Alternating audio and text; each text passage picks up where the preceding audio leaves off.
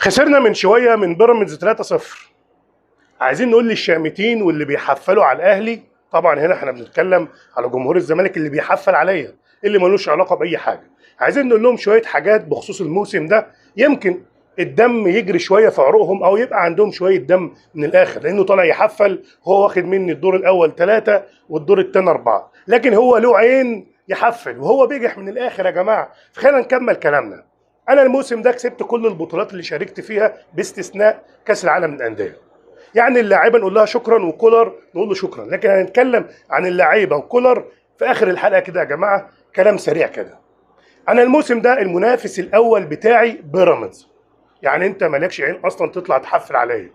انا الموسم ده كسبت من بيراميدز الدوري، كسبت منه الكاس، كسبت منه السوبر. هو كسب مني ايه؟ 3 نقط مالهمش قيمه زي دول. خساره رخمه، خساره وحشه، ما كناش حابين ننهي الموسم بالخساره دي وبالشكل ده وقدام المنافس ده. بعض الاخطاء اتعملت النهارده سواء من كولر او من اللعيبه، لكن يا جماعه مجملا لما اكسب كل بطولات الموسم باستثناء بطوله كاس العالم ده اللي انت مش مطالب اصلا تكسبها، انت بتروح عشان يبقى انت الاول، وده صعب، هتبقى لا تاني لا تالت. لكن انا في الموسم ده لازم اقول شكرا لكولر واللعيبه. نرجع لمرجوعنا. انا الموسم ده المنافس الاول بتاعي بيراميدز، خدت منه دوري وكاس وسوبر. انت كزملكاوي ايه علاقتك بالحوار؟ ايه علاقتك؟ ولا دي البطوله اللي انت خدتها السنه دي خلاص ان انا خسرت من بيراميدز؟ لا، انت لازم تعرف كويس ان انا مديك 3 في الدور الاول و4 في الدور الثاني. فانت ما ينفعش تطلع تحفل عليا بان واحد غيرك كسبني، بواحد غيرك عرف يكسبني. لكن رساله لاتحاد الكره او الرابطه، الحكم بتاع مباراه النهارده ايه علاقته اصلا؟ يعني ده منظر حكم؟ ده حكم داخليه وبنك اهلي، ده حكم حرس ومحله، اخره كده، ده الليفل بتاعه. يعني مهما كان المباراه ملهاش قيمه النهارده، تجيب لي حكم محترم على المستوى الفني، مش تجيب لي حكم زي ده. ضرب من لعيبه بيراميدز، تضييع وقت، حاجات غريبه. لكن انا زي ما بقول لكم النهارده في اخطاء في التشكيل، في اخطاء في انك تريح لعيبه كنت تريحهم مباراه الحرس اسهل ما دام انت عايز تنهي الدوري بدون هزيمه، لكن ده ما حصلش وخسرنا النهارده 3-0.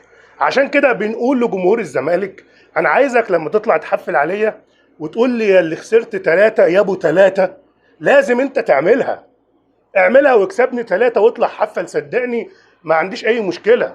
عشان انا الموسم ده حفلت عليك بال3 وحفلت عليك بال4، فعايز يبقى ليك عين وانت بتكلمني، عايز اشوفك كده ليك عين، ليك عين انت كده كزملكاوي وليك كده. يعني بص، بلاش بجاحه، بلاش بجاحه وخلي عندك دم. ده انت ناديك فيه بلاوي، ده انت ناديك رايح كاس العرب ولا البطوله العربيه في السعوديه وممكن تطلع حامل من النصر ولا الشباب. المنستير ممكن تعمل معاه مباراه كويسه، لكن مش انت اللي تخسر من فاركو 3-0 تيجي تقول لي كذا. مش انت اللي انت طالع بموسم صفري، ولا انت يا اخي باي بجاحه انت اصلا تطلع تحفل عليا وانت مش المنافس بتاعي. ده المنافس بتاعي ما عملش اي حاجه في الموسم اللي هو كسبني النهارده 3-0. غير كده انا دايس على القاره ودايس على اللي في الدوري.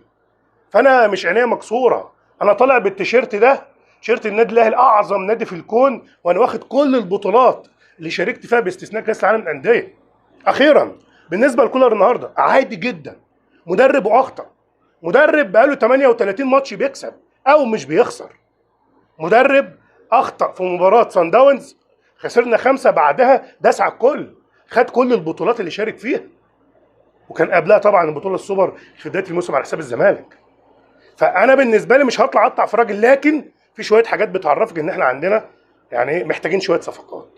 انا بالنسبه لي مرضي لو 3 صفقات: مساك كويس، ظهير بديل لمعلول، يا عم مش عايز جناحات، مهاجم بس مهاجم يكون بص الفرصه تيجي جول.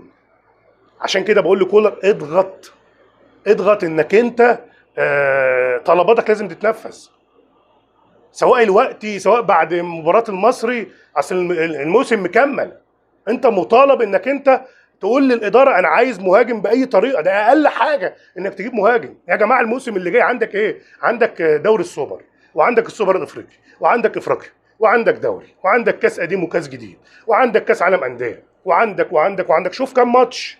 محتاج بديل يبقى كويس، محتاج البديل بتاع معلول يبقى على مستوى محترم، محتاج مهاجم محترم، محتاج مساك محترم مع عبد المنعم على اعلى مستوى هو ياسر.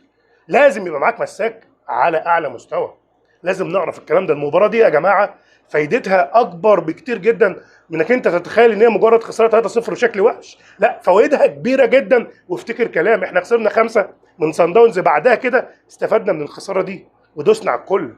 اخيرا انت كزملكاوي انت مش المنافس بتاعي، وخد بالك ولا الموسم الجاي تبقى المنافس بتاعي. فانت لازم تحارب انك انت ترجع لمركزك المفضل اللي هو الثاني، انك انت تنافسني في البطولات. انت الاول كنت بتنافسني وما كنتش بتقدر، دلوقتي انت مطالب تنافس المنافس بتاعي عشان ترجع تنافسني. عرفت انت مين؟ انت قد كده يالا، ليك عين. ايه البجاحه دي؟